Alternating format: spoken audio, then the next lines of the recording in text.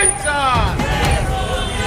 महात्मा ज्योतिबा फुलेंचा, क्रांतिज्योती सावित्रीबाई फुलेंचा, क्रांतिज्योती सावित्रीबाई फुलेंचा, क्रांतिज्योती सावित्रीबाई फुले जयंती चिराई हो, क्रांतिज्योती सावित्रीबाई फुले जयंती चिराई हो, डॉक्टर बाबासाहेब आंबेडकरांचा, डॉक्टर बाबासाहेब आंबेडकरांचा.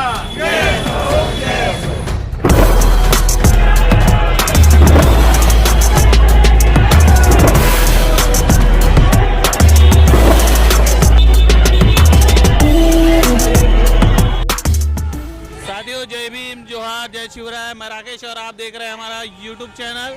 और यहाँ पर सावित्रीबाई फुले जी का जयंती का समारोह यहाँ चल रहा है। हम पहुँचे हैं नागपुर के कॉटन मार्केट चौक, और ये फुले मार्केट है जहाँ पर मैं बड़ी संख्या में महिलाएं यहाँ पर में आई हुई है और सावित्रीबाई फुले इनको इनके जयंती पर माल्यार्पण कर रहे हैं। बड़ी संख्या में यहाँ पर महिलाएं पहुँची है। जिस तरह से डॉक्टर बाबा साहेब अम्बेडकर जी के दिए हुए अधिकारों से और सावित्रीबाई फुले इनके शिक्षण के अधिकार से उन्हें यहाँ पर में खड़े रहने के लिए और इस देश में समानता का अधिकार मिल पाया है। तो उसी समानता के अधिकार को यहाँ पर में उजागर करते हुए वो यहाँ पर में सावित्रीबाई फुले इन्हें नमन करने और सावित्रीबाई फुले जी को माल्यार्पण करने यहाँ पर बड़ी संख्या में महिलाएं आई है। चलते हैं, क्या बात है, क्या पूछते हैं, उनका क्या कहना है। जय भीम, मी पूजा बसने, सावित्री प्रबोधिनी मंचची मुख्य संयोजिका। सर्वप्रथम आपल्या सर्वांना क्रांतिज्योती सावित्रीबाई फुले यांच्या जयंतीनिमित्त खूप खूप शुभेच्छा। आम्ही क्रांतिज्योती सावित्रीबाई फुले प्रबोधिनी मंच मधनं आज सकाळी ठवरे हायस्कूल इथे जाऊन दरवर्षीप्रमाणे शालेय सामुग्री तिथे वितरण केलेलं आहे। क्रांतिज्योती सावित्रीबाई फुले यांचे कार्य खूप महान आहे आणि त्यांचेच कार्य त्यांनी जे महिलांसाठी केलं, ज्या महिलांच्या शिक्षणासाठी गेलं, तेच कार्य डोळ्यासमोर ठेवून आमचा मंच, आमचे सावित्री प्रबोधिनी मंच त्यांचे कार्य समोर नेते। आणि त्याचप्रमाणे आज आम्ही क्रांतिज्योती सावित्रीबाई फुले यांना अभिवादन करण्यासाठी कॉटन मार्केट इथे जमलेलो आहोत। क्रांतिज्योती सावित्रीबाई फुले यांचे स्त्रीवर्ग खरंच खूप उपकार आहे। त्या नसता तर कदाचित आपण स्त्रिया मोठमोठ्या पदावर गेलो नसतं। त्यांनी महिलांसाठी महिलांच्या शिक्षणासाठी खूप काही म्हणजे त्रास घेतला, संघर्ष केला आणि हे प्रत्येक स्त्रियांना जाणीव असायला पाहिजे की क्रांतिज्योती सावित्रीबाई फुलेंचे उपकार आहे आणि त्यांच्या कार्य आणि त्यांनी जे मार्गदर्शन केलं, जे आपल्यासाठी स्त्रियांसाठी केलेलं आहे, त्यांच्या पावलावर पाऊल टाकण्याचा प्रयत्न प्रत्येक स्त्रियांनी केलेला पाहिजे। मी स्त्रियांसाठी हेच म्हणेन की प्रत्येक स्त्रियांनी स्वतःचे अधिकार, स्वतःचे राईट्स हे समजायला पाहिजेत आणि समाजासाठी काही ना काही करण्याचा प्रयत्न केला पाहिजे। आमची मनसुद्धा हेच कार्य करत असते आणि समाजासाठी काही ना काही देणं लागतो हेच विचार धरून सावित्री प्रबोधिनी मंच कार्य करते। आणि मी एवढंच बोलून जय भीम पूजा बसने आपले 2 शब्द समाप्त। सर्वांना माहिती आहे ज्या काळामध्ये ह्या देशामध्ये पेशवाई नांदत होती, माणसाला माणुसकीचे अधिकार नाकारले जात होते आणि ज्यांना माणुसकी काय हे माहीतच नव्हतं, स्त्रियांना स्त्रियाचे हक्क, शिक्षणाचे हक्क, माणुसकीचे हक्क नाकारले जात होते। अशा वेळेस 18व्या शतकामध्ये 1840च्या दरम्यान महात्मा ज्योतिबा फुलेंच्या नेतृत्वामध्ये सावित्री आई जरी अशिक्षित असल्या तरी महात्मा ज्योतिबांच्या प्रेरणेमुळे ह्या देशामध्ये जे विषमता होती, बायांना, स्त्रियांना जे काही हक्क नव्हते, त्या स्त्रियांना शिक्षणाचा अधिकार मिळावं, स्त्रिया विधवा झाल्या की त्यांना पतीबरोबर त्या अर्थीवरती जावं लागत होतं, जळावं लागत होतं, तेही नाही झालं तर मुंडन करावं लागत होतं। अशा पद्धतीची विषम जी वागणूक स्त्रियांना मिळत होती, महात्मा ज्योतिबा फुल्यांनी हेरलं की शिक्षणाशिवाय पर्याय नाही।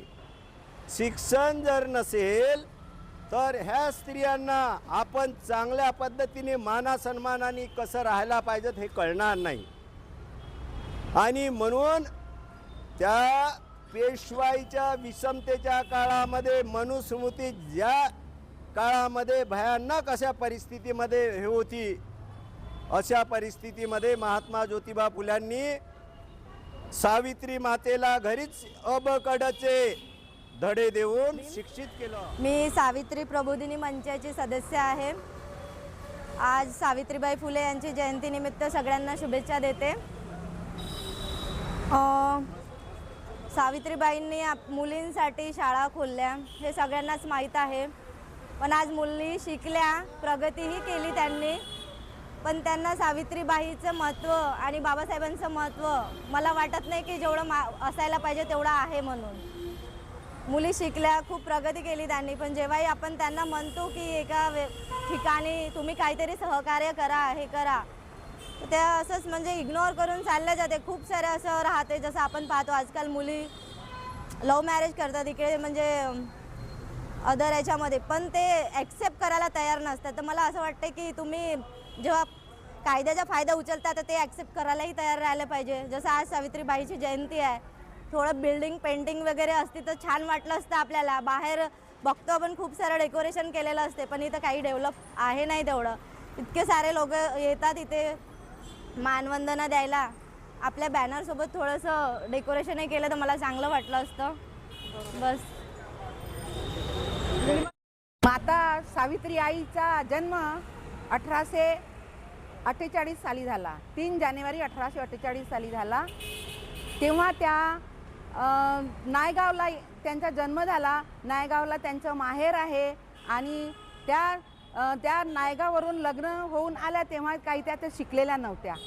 परंतु त्या जेव्हा म्हणजे त्या आल्या लग्न होऊन तेव्हा त्यांना शिक्षण खूप असं भारी वाटत होतं. परंतु महात्मा ज्योतिबा फुलेंनी त्यांना एवढा म्हणजे धीर दिला की त्यांनी शिक्षण घेण्यास त्यांना भाग पाडलं. कारण त्या काळी मुलींना किंवा महिलांना शिक्षणाचा अधिकार नव्हता आणि तेव्हा आपली मनुस्मृती चालू होती आणि महिला म्हटलं तर घरची चूल आणि मुलं सांभाळणारी ही महिला होती त्या काळी. आणि म्हणून सावित्री महात्मा ज्योतिबा फुलेंनी विचार केला की एक आपल्या घरातली जर महिला सुशिक्षित झाली तर बाकीच्या महिला सुशिक्षित झाल्याशिवाय राहणार नाही. म्हणून त्यांनी अत्यंत कष्टाने त्यांना शिक्षण दिलं. कुणाला? सावित्रीबाई फुलेंना. आणि त्या एक सुशिक्षित महिला झाली आणि त्यानंतर त्या शाळेत जाऊ लागल्या. तेव्हा शिक्षिका झाल्या. शिकल्या आधी महात्मा ज्योतिबा फुलेंनी शिकवल्यामुळे त्या शिकल्या आणि त्या शिकल्या आणि शिक्षिकासुद्धा झाल्या. शिक्षिका होऊन त्या परत मुख्याध्यापिकासुद्धा झाल्या. त्यांच्यासोबत फातिमा बेगमसुद्धा त्यांना मदत करू लागली शिक्षणासाठी. परंतु त्या घरातून निघताना त्यांच्या ब्राह्मण लोक किंवा हे पंडे लोक आहेत ते मुलींना शिक्षणाचा अधिकार नाही आणि त्या कशा शिकतात म्हणून त्या सावित्रीबाई फुलेच्या अंगावर शेण, माती, गोळे वगैरे काही तसं त्यांना चिखलाने भरवून टाकायचे आणि तेव्हा त्या नाराज न होता त्यांचे ते एक फुलं टाकल्यासारखे त्या झेलत होत्या आणि त्यांनी ते शिकवणं त्यांचं काही बंद केलेलं नाही. जय भीम सर्वांना. माझं नाव नुपूर भस्मे. मी सावित्री प्रबोधिनी मंचची एक मेंबर आहे. आम्ही लोक हर वर्षी कोणती जयंती राहिली तर तेव्हा आम्ही प्रोग्राम घेतो, वेगळे प्रोग्राम्स घेतो, सोशल प्रोग्राम्स घेतो. आता आज 3 जानेवारी सावित्रीबाई फुलेंची जयंती आहे. आपल्याला माहीत आहे त्यांनी किती कष्ट केले, किती शेण, गोटे, माती खाऊन लेडीजला शिकवलं, बायांना शिकवलं. तर आपण त्यांचे नेहमी आभारी राहू. इतकं बोलून थँक्यू. एक प्रश्न आहे तुम्हाला की जर सावित्री आई नसत्या आणि त्यांना मुलींचं शिक्षण जे आहे ते सुरू नसतं केलं तर आज ज्या मुली शिक्षण घेत आहेत, तुमच्यासारख्या इथे उभ्या राहत आहेत, बोलत आहेत, ते काय साध्य झालं असतं? नाही, मला तरी वाटते की कुठेतरी बॅकवर्ड राहिल्या असत्या त्या. लाईक जेव्हा त्यांनी लेडीजला इतकं एज्युकेशन पोहोचवलं, आता ते नसत्या तर लेडीजपर्यंत इन्फॉर्मेशन कशी पोहोचली असती? कुठे ना कुठे आता पण ते चूल अजून मुलंच करत राहिल्या असत्या असं मला वाटतं. आणि शिक्षणानंतर सुद्धा मुलींना हक अधिकार नव्हते संविधानामध्ये. नंतर बाबासाहेबांनी हिंदू कोड बिल नावाचं बिल आणलं आणि त्याच्यानंतर कुठे महिलांना अधिकार प्राप्त झाले. ते सुद्धा तुम्हाला असं वाटतं की बाबासाहेब नसते तर महिला आज जशा सगळ्या संस्थांमध्ये जाऊ शकतात तसं गेले असता का? मला वाटते की कुठे ना कुठे इन्फॉर्मेशन लॅक झाली असती लेडीजमध्ये. आता ते सर्व इव्हॉल्व झालं, इतके सारे आपल्याला इन्फॉर्मेशन पोहोचली हिंदू कोड बिलमधून पण, तर त्याच्यामुळे लेडीजला खूप सारे अपॉर्च्युनिटीज भेटली, जेपर्यंत आता खूप लेडीज आता कुठेच बॅकवर्ड नाही आहेत. पोलीसमध्ये IAS ऑफिसर्स आहे, कोणी कल्पना चावल्यासारखं आहे, तर ते सर्व बनले आता.